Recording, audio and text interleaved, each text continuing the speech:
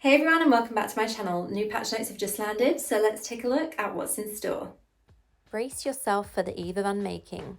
There's a Hellfire Storm brewing adventure. Since our last content update, you've confronted the Lich King and riddled the Cutthroat Basin with slain foes in the Eternal War crossover event.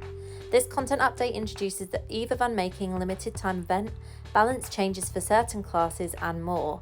As always, this content update will take place on November 26th or November 27th, depending on your region. So let's take a look at the Eve of Unmaking limited time event. Sanctuary will be unmade before your very eyes if Diablo's plans are brought to fruition.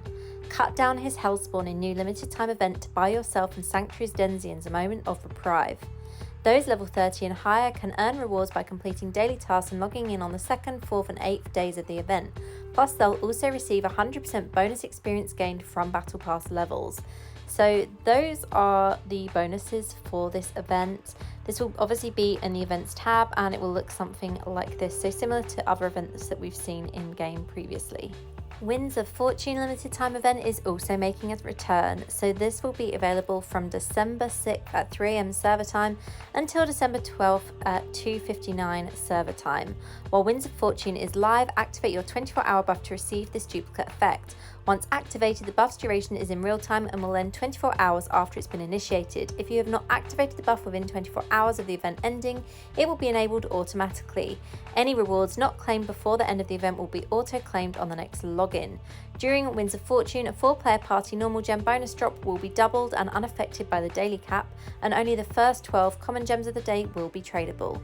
All of these items will drop in duplicate quantities: gold, experience, battle pass points, normal gems, legendary items and normal items. And you can get these duplicate items from the following activities: Heraldric Bestiary, Challenge Rifts, Bounties, Fishing, Dungeons, Purge the Depths, Accursed Towers, Hidden Lairs, Farming in the Wilderness and Codex activities. Note that during this limited time event, Battle Pass rewards will not be doubled and the weekly limit on Battle Pass points and normal gems will not change. Any bonus experience gained will be affected by your current modifier. Additionally, there will be limits to each item that can be earned in duplicate quantities. You'll earn double the amount until you reach the limit, and please see the event in-game for more details. Visit the Battle.net shop for free rewards. So if you missed this on my channel, each month you can unlock at least one free reward by visiting the Diablo Immortal shop on Battle.net. Claim the Wayfarer's offering, a random set item, and Wayfarer's Tribute 10 Red Crest bundles by November 30th. New rewards become available on the 1st of each month. Black Friday deals including chests with guaranteed 5-star legendary gems have also arrived in the shop. Snatch up these offers before they disappear on November 30th. We also have returning events, so Survivor's Bane is making a comeback. I know a lot of us like this one. Alley of Blood is also making a return, and all clans on deck for nice and easy rewards there with your clan. Trial of the Hordes is also coming back. I feel a lot of people are really bored with this and I will only do that for the event center rewards. Rising Damnation as well, so nobody's safe from demonic temptation in Sanctuary, not even you, adventurer. There's an omnipresent, inescapable, and waiting to devour your body and soul. Damnation is coming. So this will have daily rewards, and that's available from December 7th until December 14th at 2:59 AM server time. So easy events for easy rewards, which is always a good thing. Let's talk balance changes. We're introducing a new backlash mechanic with this round of balance changes. It will put your targets into a state where using their skills increases the duration of harmful effects you placed on them, further punishing builds that rely heavily on spam usage of skills. Opponents can choose to fight through the pain of the backlash effect or disengage to come back at full strength after the effect has ended. Our intent is to work more on altering legendary affixes to impact gameplay more instead of flat out nerfing classes that might be too strong. While this is the beginning of a new approach to tuning, we will still adjust effects as needed, which is why there's also a few nerfs to some overperforming classes in the list below. The goal is to make nerfs less severe by increasing the power of other classes. This combined approach of reinvigorating old legendary affixes alongside the softer touch of nerfs will result in a new combat experiences and more interesting choices without it feeling as punishing or having the power of your skills heavily reduced. Now this is the kind of information a lot of people have been waiting to hear, so let's take a look at the classes and skills that are going to be affected by this. Kicking off with Barbarian, Flick a Ton Hammer of the Ancients. Cooldown increased from 0.5 to 1 second. Base damage was also reduced slightly, with fully charged damage remaining unchanged. Next up, there's changes for Blood Knight. Transfusion, shield no longer removes and grants immunity to all harmful effects and instead removes and grants immunity to loss of control effects. Vein Seeker Tendrils of Blood, cooldown is increased from 0.5 to 1 second, damage is increased slightly. Crusader Anointed Brimstone Consecration, you're now immune to chill and frozen while active. Vainglory's Star Judgment, enemies struck by Judgment will now increase in the vulnerability effect further each time they use a skill, gradually increasing the damage they take. Demon Hunter Escalating Violence Escape, no longer slows and instead immobilizes and disables dash skills. Puncture Obscura Impale additionally reduces enemy healing by 80%. Necromancer Studied Menace Corpse Lance additionally reduces enemy healing by 80%. Revenant Wind Wraithform no longer slows and instead weakens enemies, reducing the damage they deal. The duration of this effect is extended by 0.5 seconds with each skill the enemy uses while suffering from this effect, up to a maximum of additional 4 seconds. And Scurrying Ruin Bone Wall. Bone Wall duration reduced from 8 seconds to 4 seconds and damage is increased slightly. So those are the nerfs and changes that are coming to skills. I'm surprised not to see any changes to Wizard, although saying that, Wizard doesn't really have the immunity that a lot of these other classes do, and I think most people are excited for the change to Barbarian. So I'm going to be interested to see what this looks like in Battleground when the change comes into place, and of course I will record a video and report that back to you. Now let's take a look at feature updates, kicking off with Vanguard.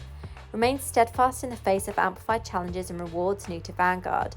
A new environment and bloodthirsty enemies from World's Crown, the new zone releasing with our next major update, have been injected into the mode to dial up the intensity.